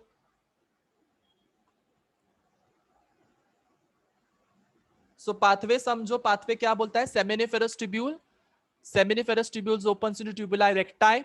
Tubula recti opens into something called as retetestis. Retetestis opens into vasa efferentia. Vasa efferentia is opening into epididymis. Epididymis कहां पे है? Epididymis यहां पे देखो, this is your epididymis. This is your epididymis. Can you all see this is the epididymis? This is the epididymis, इतना लंबा है, C shape tube है, C shape tube. Yes, this is the epididymis. This entirely is called as epididymis. समझ में आ रहा है? समझ में आ रहा है सबको? राशि, ऋतुजा, साक्षी, गुप्ता सिबलिंग्स, अमेय, प्रणाली, पीयूष, ग्रेट. सो मैंने क्या क्या बताया अभी तक? मैंने बताया सेमिनिफेरस ट्यूब्यूल्स, सेमिनिफेरस ट्यूब्यूल्स आगे जाके खुलेंगे तुम्हारे ट्यूबुलर रेक्टाई में, ट्यूबुलर रेक्टाई आगे जाके खुलेंगे रेटेटेस्टिस के अंदर, रेटेटेस्टिस आगे जाके ओपन होंगे वासा इफरेंशिया के अंदर, जो पतले पतले 5 to 15 to 20 फाइन ट्यूब्यूल्स रहते हैं. ये 15 to 20 फाइन ट्यूब्यूल्स खुलेंगे कहां पे जाके? तुम्हारे सी शेप स्ट्रक्चर के अंदर, that is made up of epididymis. Epididymis भी एक कॉइल्ड स्ट्रक्चर है. देखो कितना कॉइल्ड है, सुपरली कॉइल्ड है, सुपरली कॉइल्ड है, ये सुपर कॉइल्ड है. ठीक है, इसको हम लोग एपिडिडाइमिस बोलते हैं.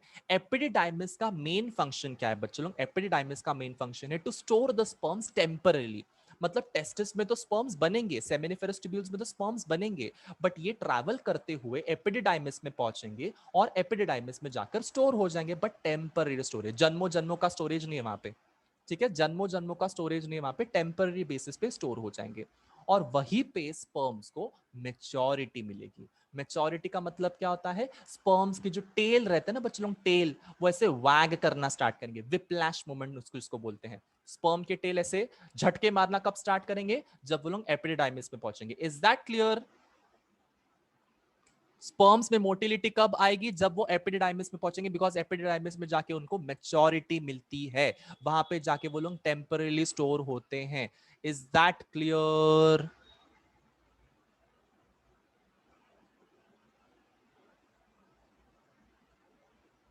Now, one more important thing which you should remember, that is referred to as something called as epididymis के तीन हिस्से होते हैं. एपिडिडाइमिस के तीन हिस्से होते हैं, एक ऊपर वाला हिस्सा, एक बीच वाला हिस्सा और एक नीचे वाला हिस्सा. आई रिपीट, एपिडिडाइमिस के तीन हिस्से होते हैं, एक ऊपर वाला हिस्सा, एक बीच वाला हिस्सा और एक निचला हिस्सा, एक लास्ट वाला हिस्सा. मैंने क्या क्या बोला? एपिडिडाइमिस के तीन हिस्से होते हैं. One is called as the head of the epididymis. This is going to form the head of the epididymis. This is going to form the body of the epididymis. Yes, this is going to form the body of the epididymis. This is entire body. And the last but not the least, this is going to form the tail of the epididymis. ठीक है, क्या क्या बोला मैंने? This is called as the head of the epididymis. This is the body of the epididymis, and this is the tail of the epididymis. और वो हर एक epididymis के हिस्से का अपना अपना नाम है. मैं बताऊंगा उस नाम को. जरा इस चीज को पहले समझो कि एपिडिडाइमिस तीन अलग अलग हिस्सों में डिवाइड कर दिया गया है. One is called as head epididymis, one is called as body epididymis and one is called as tail epididymis. ये तो मैंने लेमैन लैंग्वेज में समझा दिया कि ऊपर वाला हिस्सा, बीच वाला हिस्सा, लास्ट वाला हिस्सा. हेड वाला जो पोर्शन है एपिडिडाइमिस का, उसको हम लोग क्या बोलते हैं? उसको हम लोग बोलते हैं कैपुट एपिडिडाइमिस. मैं क्या बोला? कि हेड वाला जो हिस्सा है, ये वाला जो हिस्सा है, उसको हम लोग क्या बोलते हैं? Caput epididymis. Caput epididymis. ठीक है, कैपुट ये जो है, ये हेड वाला हिस्सा है, एपिडिडाइमिस का हेड वाला हिस्सा है, कैपुट एपिडिडाइमिस. जो तुम्हारा बॉडी है एपिडिडाइमिस का, इसका नाम है कॉर्पस एपिडिडाइमिस. इस बॉडी का नाम क्या है? Corpus epididymis. CORPOUS या कभी कभी PUS भी लिखते हैं. Corpus epididymis. So I repeat, body is called as corpus, head is called as caput. This is the head, this is caput epididymis. Body of the epididymis is called as corpus epididymis, and the tail of the epididymis is called as cauda epididymis. Cauda, CAUDA, CAUDA. So epididymis के कितने हिस्से बच्चों लोग? कौन कौन बताएगा? In the chat box right here right now. तीन हिस्से हैं. ठीक है, तीन हिस्से हैं. कौन से हैं? कौन से फटाफट, कौन से तीन हिस्से? जल्दी से बताओ.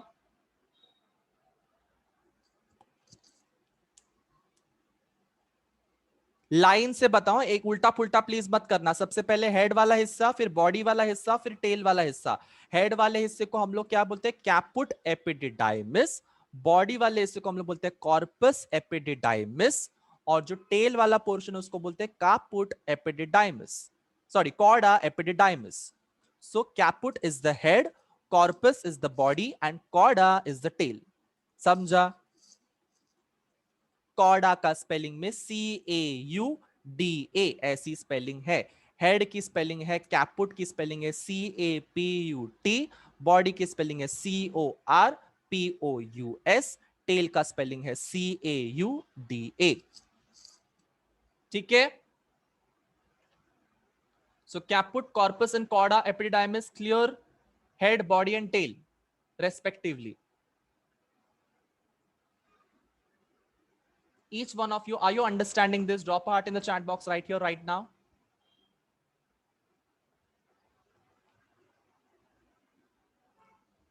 चलिए, मैंने तुम लोगों को क्या क्या बताया? मैंने तुम लोगों को 4-5 चीजें बता दी, जिसमें मैंने बताया तुम लोगों को कि जो तुम्हारे एक्सेसरी डक्ट्स रहते हैं, या एक्सेसरी डक्ट्स कितने प्रकार के हो सकते हैं? वो रेटिटेस्टिस हो सकता है, वासा एफरेंशिया होता है, एपिडिडाइमिस होता है. ठीक है, ये 3 चीजें मैंने अभी तक बता दी है. सो सबसे पहले जो सेमिनिफेरस ट्यूब्यूल्स हैं, सेमिनिफेरस ट्यूब्यूल्स एक स्ट्रेट ट्यूब्यूल में खुलते हैं, that is called as your tubuli recti. ये ट्यूबुलाई रेक्टाई आगे जाके नेटवर्क बनाती है और बनाती है रेटिटेस्टिस. रेटिटेस्टिस तुम्हारे टेस्टिस के बाहर ओपन होते हैं 15 से 20 छोटे छोटे पतले पतले ट्यूब्यूल्स के जरिए, जिसका नाम है तुम्हारा वासा इफरेंशिया. वासा इफरेंशिया आगे जाके एक साथ ओपन होती है into something called as epididymis. Head epididymis में, that is called as caput epididymis में. कैपुट एपिडिडाइमिस आगे जाके फॉर्म करती है कॉर्पस एपिडिडाइमिस. कॉर्पस एपिडिडाइमिस आगे जाके फॉर्म करती है कॉर्डा एपिडिडाइमिस. अब कॉर्डा एपिडिडाइमिस जो है वो तुम्हारे एक लंबी सी ट्यूब के साथ में जुड़ी हुई है, that is called as vas deferens. मैंने तुम लोग को वास डेफरेंस के बारे में पढ़ाया था. यस, जब मैंने ह्यूमन मेल रिप्रोडक्टिव सिस्टम का जब मैंने डायग्राम दिखा था, मैंने तुम लोग को वासा डिफरेंशिया के बारे में पढ़ाया था. एक लंबी सी ट्यूब है जो ऊपर ऊपर ऊपर ऊपर जाती है और तुम्हारे यूरिनोजेनिटल डक्ट के साथ में क्या बोलते हैं, कनेक्ट हो जाती है. यस, मैंने तुम लोग को ये बताया था. ठीक है, एक लंबी सी ट्यूब है. मैं तुम लोग को वापस से वो डायग्राम जरूर दिखाऊंगा, बट इतना ध्यान में रखो कि there is something called as vasa differentia which is getting like which is been derived from something called as epididymis. epididymis का जो टेल वाला हिस्सा है वो कनेक्ट होता है तुम्हारे वासा डिफरेंशिया के साथ में. दिस इज द टेल वाला हिस्सा ऑफ द एपिडिडाइमिस. ठीक है, दिस इज द टेल हिस्सा, टेल वाला हिस्सा. Cauda epididymis, cauda epididymis opens into something called as vasa differentia, जिसको डक्टस डिफरेंस भी बोलते हैं, जिसको वासा डिफरेंशिया भी बोलते हैं. वास डिफरेंस, डक्टस डिफरेंस, वासा डिफरेंशिया, तीनों ट्यूब का मतलब एक ही है. यस, तीनों तीनों नाम दिए हैं एक ही ट्यूब को, वास डेफरेंस, वासा डेफरेंशिया या फिर डक्टस डेफरेंस. ऐसे 3-3 नाम है अलग अलग टेक्स्ट बुक्स के हिसाब से. ठीक है,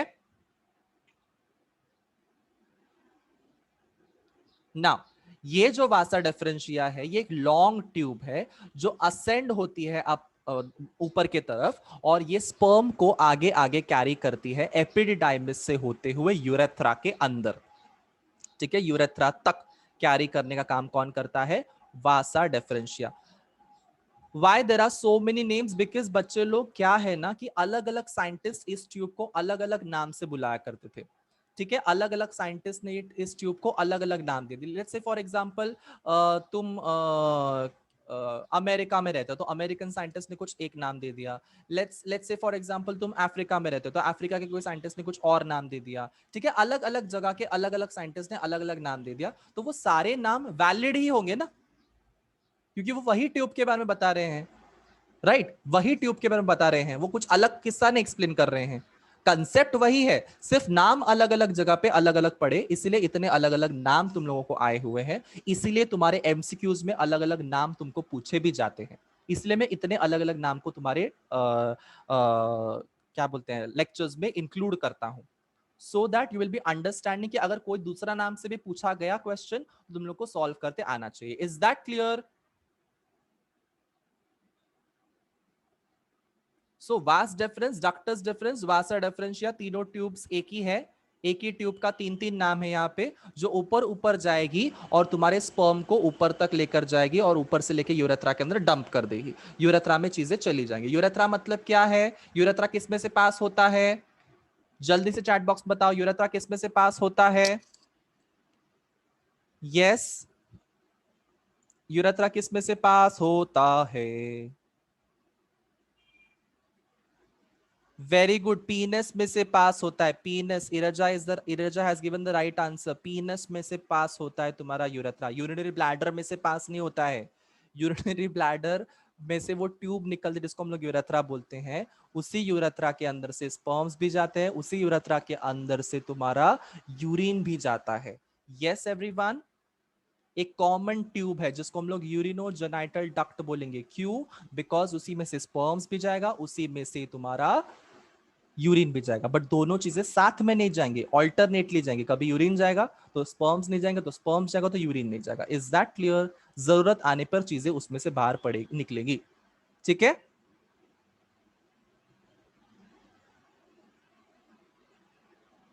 सो यूरेथ्रा, इसको हम लोग यूरिनोजेनाइटल डक्ट के नाम से भी जानते हैं। Let's see the diagram once again. Human reproductive system का जो डायग्राम है ये एक बार one last time let's see the diagram, so that चीजें एकदम क्रिस्टल क्लियर हो जाएंगी। देखो बच्चे लोग, this is your testis.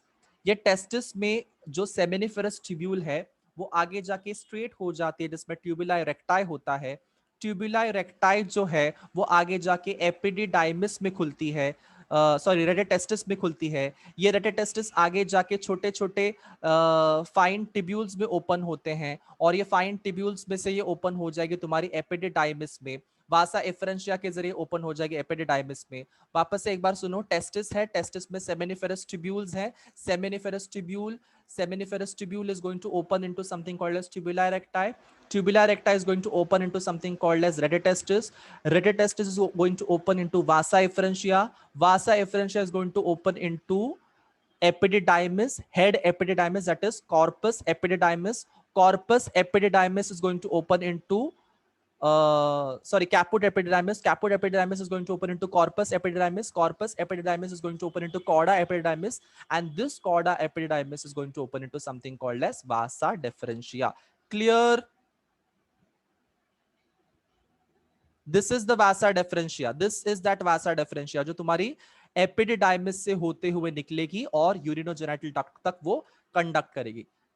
Should I explain it one last time so that ये दिमाग में रजिस्टर हो जाए? मैंने क्या बताया? टेस्टिस था, टेस्टिस के अंदर सेमिनिफेरस ट्यूब्यूल्स है। Seminiferous tubules opens into tubuli recti. Tubuli recti opens into rete testis. Rete testis opens into vasa efferentia. Vasa efferentia opens into head epididymis, that is called as caput epididymis. Caput epididymis opens into corpus epididymis. Corpus epididymis opens into cauda epididymis. Cauda epididymis opens into something called as vasa deferentia. This vasa deferentia is going to connect your epididymis to the urinogenital duct. मतलब sperms ऐसे करते हुए ऊपर की तरफ बढ़ेंगे और इसमें से यूरिनोजेनाइटल डक्ट में जाएंगे, और इस यूरिनोजेनाइटल डक्ट में से पीनस से होते वो बाहर निकलेंगे। Clear everyone?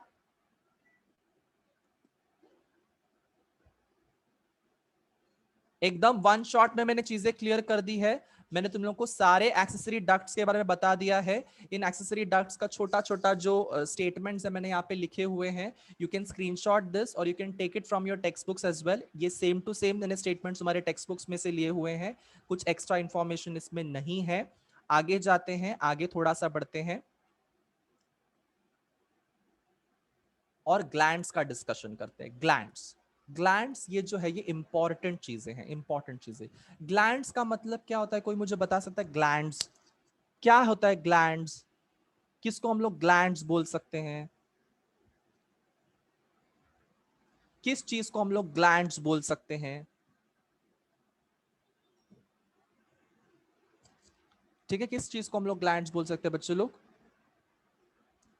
Exactly, Raja, which can secrete the secretions. Exactly, Gupta siblings, which can what can they can make certain secretions.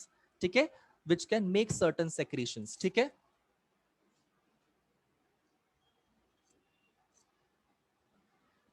that is called as glands. GLANDS. That is called as glands. Let's try and understand कौन से glands है। सबसे पहले मैं diagram में तुम लोग को दिखाना चाहता हूँ कौन से glands है, so that हम लोग उस glands को फटाफट पढ़ना स्टार्ट करेंगे। सबसे पहला gland तुम लोगों के टेक्स्ट बुक में दिया हुआ है, that is called as this seminal vesicle. यहाँ पे भी seminal vesicle है, यहां पे भी सेमाइनल वेसिकल है, ठीक है, यहां पे भी सेमाइनल वेसिकल है, यहां पे भी सेमाइनल वेसिकल है ना। ये दोनों seminal vesicles left and right side में रहेंगे। एंड इसके बाद वाला जो ग्लैंड है that is called as prostrate gland. Can you see a heart shape और अ प्योर शेप ग्लैंड? ठीक है, this is called as prostrate gland. Now this prostrate gland ये कितना है? सिर्फ एक ही है।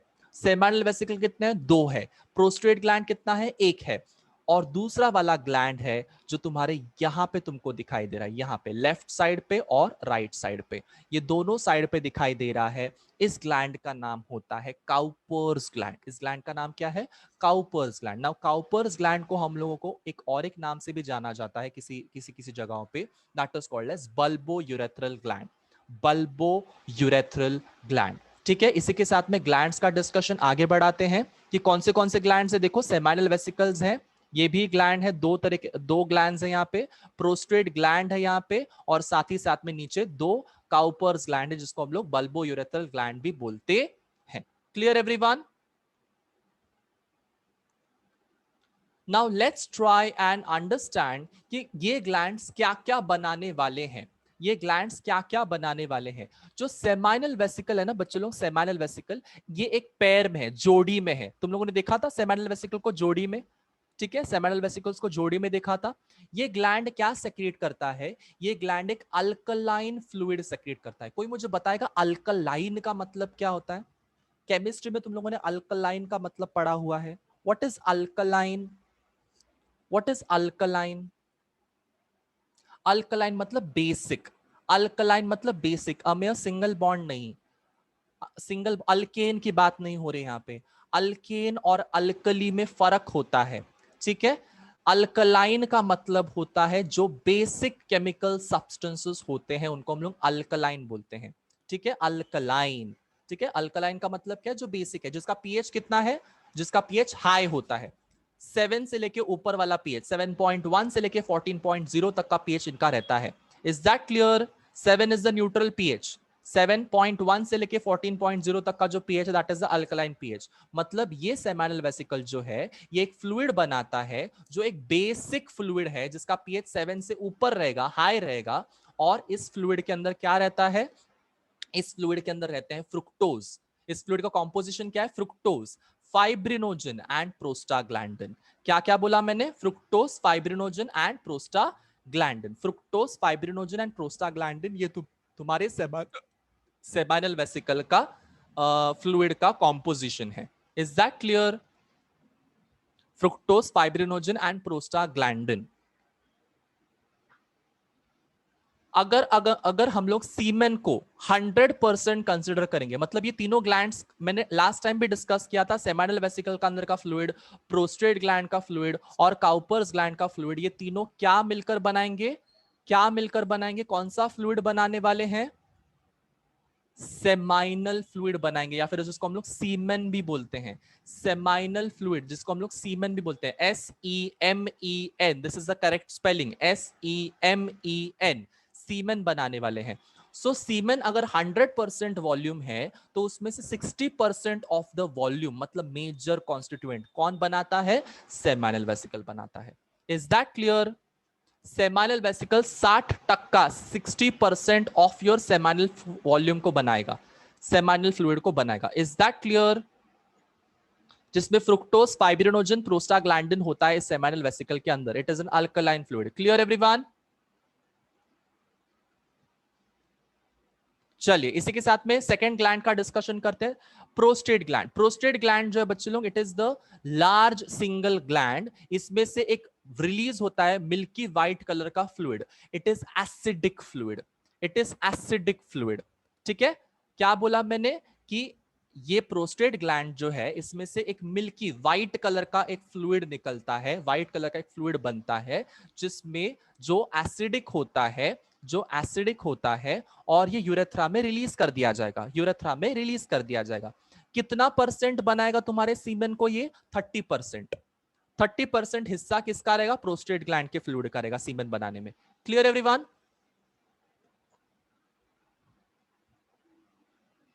अब मैंने ऑलरेडी कहा प्रोस्टेट ग्लैंड का जो फ्लूइड है वो एसिडिक है, वो एसिडिक है, तो इसका कॉम्पोजिशन क्या होना चाहिए, सारे के सारे एसिड्स होने चाहिए. It contains citric acid, it contains acid phosphatase नाम का क्या बोलते हैं केमिकल.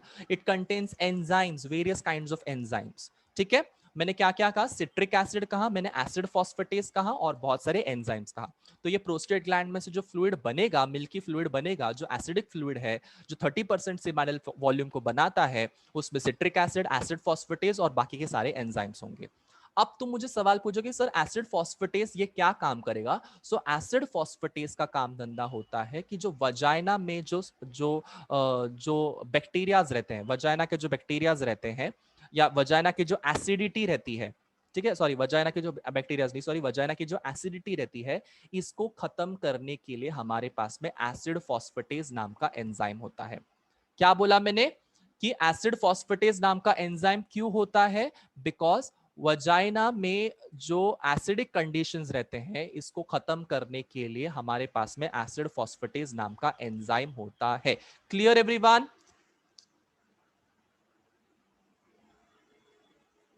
जो हमारे प्रोस्टेट ग्लैंड से निकलेगा.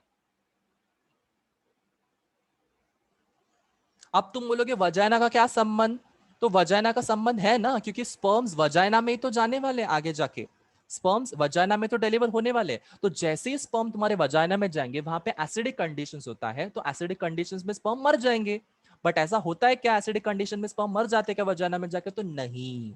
क्यों नहीं मरते हैं, बिकॉज हमारे प्रोस्टेट ग्लैंड में से एसिड फॉस्फेटेज नाम का एक एंजाइम तुम्हारे वजाइना में चला, उसके फीमेल के वजाइना में चला जाता है, और फीमेल की वजाइना को लेस एसिडिक बनाता है, या फिर मोर बेसिक बनाता है, so that sperms can survive over there. Is that clear.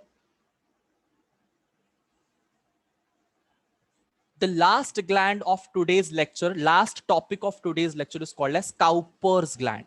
Cowper's gland का और एक नाम क्या है, बल्बो यूरेथ्रल ग्लैंड. ये भी एक अल्कलाइन फ्लूइड सेक्रेट करता है. ये भी एक अल्कलाइन फ्लूइड सेक्रेट करता है, जो कॉप्युलेशन के प्रोसेस में, मतलब जब मेल और फीमेल इंटरकॉर्स करते रहते हैं, जब मेल अपना पीनस वजाइना के अंदर स्लाइड इन करता है, एंटर करता है, तो उसको फ्रिक्शन ना महसूस हो, इसीलिए काउपर्स ग्लैंड में से कॉन्स्टेंटली एक फ्लूइड मटेरियल सेक्रेट होते रहता है, जिसका नाम है जो जो फ्लूइड है, जो है वो लुब्रिकेशन की तरह काम करेगा. Is that clear. Cowper's gland में से फ्लूइड निकलेगा जो लुब्रिकेशन की तरह काम करेगा. पीनस जो है वजाइना में स्लाइड इन जब करेगा, तो उसको बिना फ्रिक्शन के साथ में स्लाइड इन करने की जरूरत आन पड़ती है, इसीलिए वहां पे एक कॉन्स्टेंटली एक वाइटिश या फिर ऑफ वाइटिश फ्लूइड निकलता है, that is called as bulbourethral gland का fluid. Is that clear? It is an alkaline fluid. It is going to lubricate the vagina. Clear? So seminal vesicle के साथ साथ मैंने तुम लोगों को डिस्कशन में लाया प्रोस्टेट ग्लैंड के बाद में मैंने बोला काउपर्स ग्लैंड. तीनों ग्लैंड्स का डिस्कशन मैंने किया हुआ है. सेमिनल वेसिकल 2 होते हैं, प्रोस्टेट ग्लैंड 1 होता है, काउपर्स ग्लैंड 2 होते हैं. काउपर्स ग्लैंड या फिर बल्बो यूरेथ्रल ग्लैंड, ऐसे दो नाम है इसके. कॉपुलेशन का मतलब होता है the act of intercourse. Act of intercourse का मतलब होता है जब मेल अपना पीनस फीमेल के वजाइना में स्लाइड इन करता है, अंदर डालता है, उस प्रोसेस को हम लोग कॉपुलेशन बोलते हैं. It is an act of sexual intercourse. Is that clear.